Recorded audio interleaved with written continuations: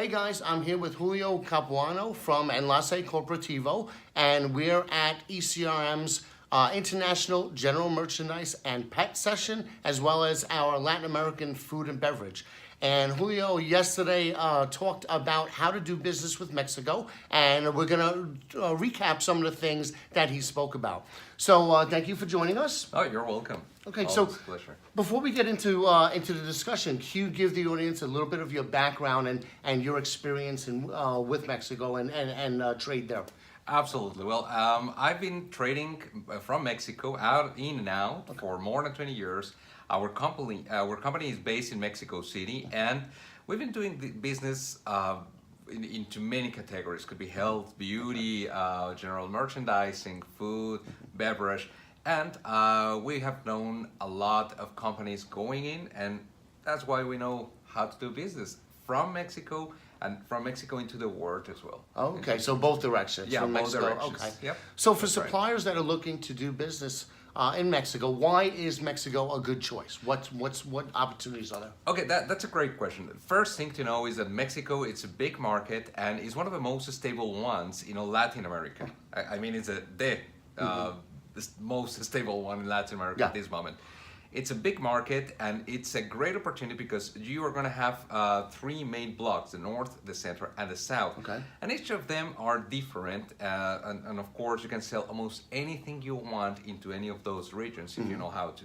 Yeah, and you mentioned during your presentation that there are some myths in doing business with Mexico that's good for suppliers to know. Yeah. And I was surprised by some of them. Can you talk about that? Yeah, for example, one of the things that usually people think in Mexico and they want to import, they say, well, there's a lot of corruption right there. Okay. And well, in that case, it is not really true because as in any other part of the world, if you go there and you do the things which are correct to do, then you're going to get the right results. Okay. It's not like you're going to have corruption every single step of the way. So that's the first myth. The second myth is that there's a lot of competence and then there's no space for me. Yeah. That is not true as well. We are more than 120 million people. And for sure, if you target your products correctly, for sure, there's going to be space there. Okay. So I think those are some of the most important ones. Also, let me tell you something. In Mexico, we are a very diversified market. So right now we are like having new trends from all over the world, especially from Asia, not only from China, I mean from Japan, Korea as well. And really? we have a lot of products, new incoming products, which are causing new trends to follow. What are the hot categories? You spoke about a few categories. Can you talk about those? Sure. First category, which is like the main one, is health and beauty. Okay. A lot of health and beauty. Actually, we have stores because in Mexico, retailing is changing now. The common retail idea, it's changing into a discounters. Gotcha. These discounters now are small stores with excellent products, low price, not a dollar price, but like $3 more or less. And those are great products. The first thing they sell is health and beauty, almost everything that has to do with cosmetics, skin products, skincare products, and a little bit of things like accessories, like sponges and all those things. Gotcha. Second category, which is also quite important, is technology. But meaning the accessories that you're going to use, for example, for your cell phones, tablets, etc., and new gadgets. We love new gadgets in Mexico. We are like really tech lovers. So whatever it's new out there, we want to get it. So what about things? So things maybe like cell phone cases or speakers, Bluetooth speakers. Absolutely. The cables and wires, things like that, and then any new gadgets. Exactly. Everything that you can think is new, for sure, it's good. We're gonna buy that. Gotcha. And what other categories? Some others, for example, which are interesting is on the household section because, for example, kitchenware is amazingly good to sell right now in Mexico. The medium class, the middle class in Mexico is operating, and that is something good because they're looking for new products to take into their house and cook with them, or decoration as well is something important. So home decor, things like Yeah, that. and also especially for season, for every season. Seasonal items. Yeah, seasonal items, and that's interesting. In Mexico, yesterday actually there was a question like, well, if you're so traditional in Mexico, how do you actually cope with some other seasons? And in our case, for example, we have, and I just gave the example yesterday, Dia de Muertos, which is like a very huge tradition. Yeah, in that's the Mexico. Day of the Dead. The So, Day of the yeah. Dead. And one day before, we celebrate Halloween as well. Okay.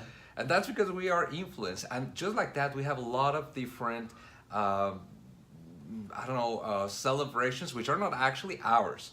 But we just have come to love them. And we Okay. need products for those kind of things as well. And then speaking of influence from other countries, you mentioned in Mexico, a lot of the trends follow trends that are in the United States, just maybe a year behind. Or Yeah, no, actually, it's not a year behind. Okay. Actually, we're just so close that, for example, just to tell you something about movies, for example, when they just come out and they're released here in the States, in Mexico, it's either the same day or like a month behind. Okay. And that's, for example, the merchandise is just really fast there. Almost all the merchandise that you can think of that is being sold here, almost everything is like a month of delay, something like Okay. that. And all Central American countries just follow our trend, which so we it follow just from. heads its way down. Yeah, Okay. exactly. That's okay, right. great. And you mentioned the value retailers, but also is there room for premium products? Oh yeah, absolutely. Since our middle class in operates, we are really needing a lot of premium products. And the only thing to consider about premium products is, of course, you're not going to go into 123 million Yes, people, right? yeah. It's just small niche. Target but- your niche. And, okay, yeah, yeah. But it's great. We actually buy a lot of premium products. You cannot imagine. We are actually a country where premium products are sold even more than in the whole Central America area. Okay. And you mentioned in different areas of Mexico, they have different cultures or different product needs. And so if I'm a supplier, I shouldn't expect to have my product do as well in every area of the country. It's better to target them, correct? Yeah, absolutely. Because there are three things you need to consider. Culture is different in those three regions. Climate is completely different as well. It's warm, like medium, and so cold, right? And the third thing also to consider is the income of every single family is different Yeah. on every single area of the country. Okay. Yeah. So if I'm a supplier and I've never done business in Mexico, I'm thinking about it, what are some of the key things to consider? Okay, first thing, target your product correctly and try to go first into a regional area. My suggestion could be either go into the central area of Mexico or into the north one. There are three main business poles, like is Mexico City, of course, Monterrey, and Guadalajara. Okay. Those are the three main ones. Once you actually establish in one of those, try to go from local to regional and try to expand it a little bit more. Gotcha. If you try to go directly, for example, into the south part of Mexico, it's not so easy. No. Depends on the product How come? as well. Because in order to go from the port, in order to take the products from the port, for example, from Veracruz, into the south, the roads are not so well, for Okay. example, and also the product, the quantities are not going to be really big for. Got it. or So enough, you're at investing a least. lot in the logistics side of it, and you're Yeah. not getting that much distribution. So, okay. Absolutely. Yeah. Though it depends again on your product, because if it's a basic need product, well, of course you're going Yes. to have a Staples. Yeah. Okay. And what about regulations and packaging, things like Yeah. that? First thing you need to know is Mexico speaks Spanish, so all label has to go into Spanish, and there's something called Mexican official norm, Norma Oficial Mexicana, and that thing tells you specifically the size of a letter that you need to use for the label, how it should be fitted in which space, and what it should contain, right? What kind of information should be there.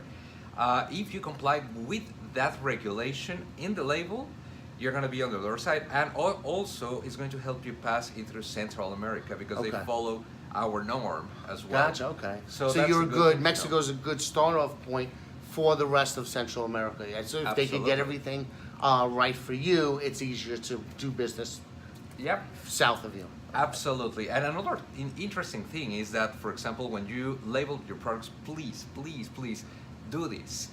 Label your products on the box. Try not to put it, try not to put just a stamp on it. Okay. Because it looks terrible. And now we, in Mexico, we are used to buy good products for low price, but with excellent presentation. We love excellent So presentation. packaging is very important. for Packaging is Mexican incredibly people. important. Okay. Yeah.